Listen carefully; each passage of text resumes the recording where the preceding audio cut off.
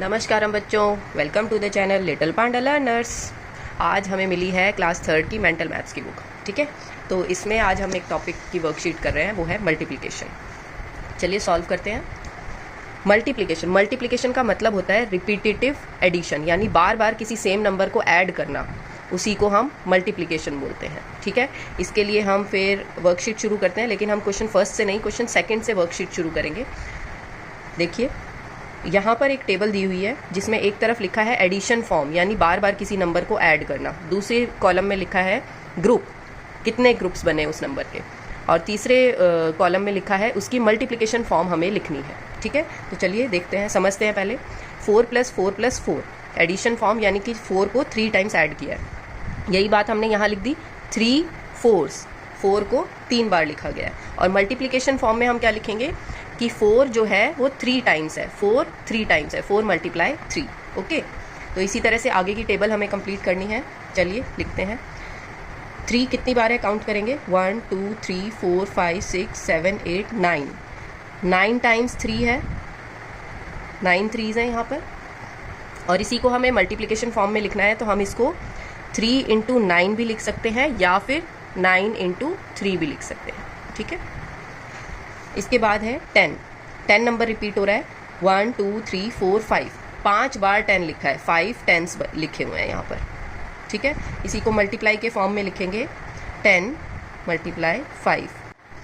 और इस वाले में क्या है, 5 को रिपीट किया गया है कितनी बार, 1 2 3 4 5 6 टाइम्स है, तो 6 5s लिखे हुए हैं यहाँ पर। ठीक है, इसको मल्टीप्लिकेशन फॉर्म में हम लिख सकते हैं 6 × 5 या फिर 5 × 6।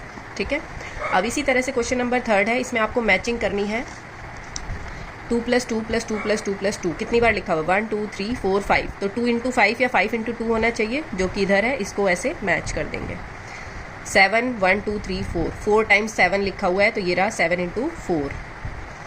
15 3 टाइम्स लिखा है, तो 15 × 3। और 35 2 टाइम्स लिखा है, तो 35 × 2। इस तरह से हमने इनको मैच कर दिया। अब आ जाते हैं क्वेश्चन नंबर 1 पे, फिल इन द ब्लैंक्स। आपको इधर फिल इन द ब्लैंक्स करने हैं, देखते हैं। 15 × 0, 15 को जब हम 0 बार लिखें तो क्या आंसर आएगा, 0, क्योंकि 0 बार मतलब एक बार भी नहीं लिखा। ठीक है, तो इसीलिए कहा जाता है कि 0 जो है वो मल्टीप्लाई में अपने साथ कितना भी बड़ा नंबर हो उसको 0 कर देता है।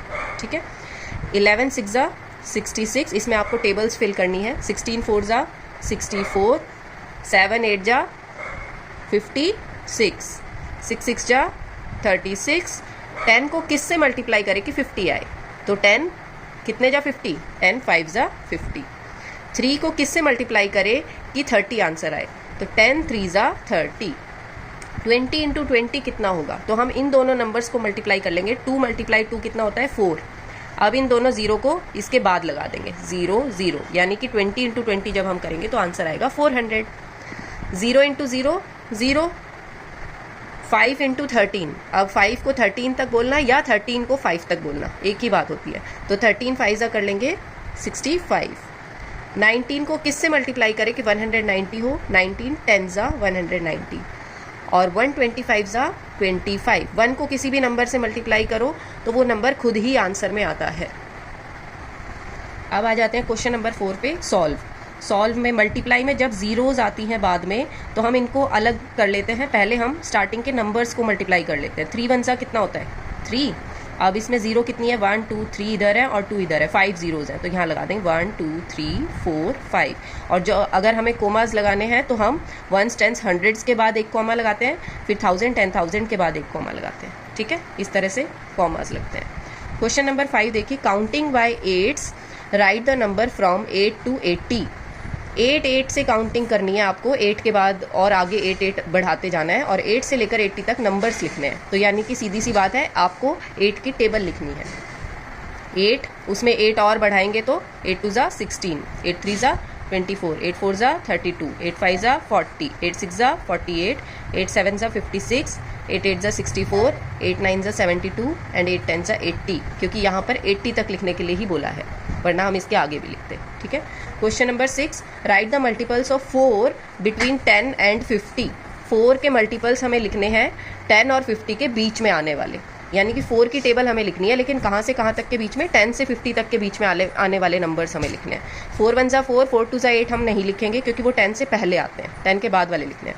4 3 ज़ा 12, 4 4 ज़ा 16, 4 5 ज़ा 20, 4 6 ज़ा 24, 4 7 ज़ा 28, 4 8 ज़ा 32, 4 9 ज़ा 36, 4 10 ज़ा 40। अब इसके आगे भी लिखेंगे क्योंकि हमें 50 तक लिखना है।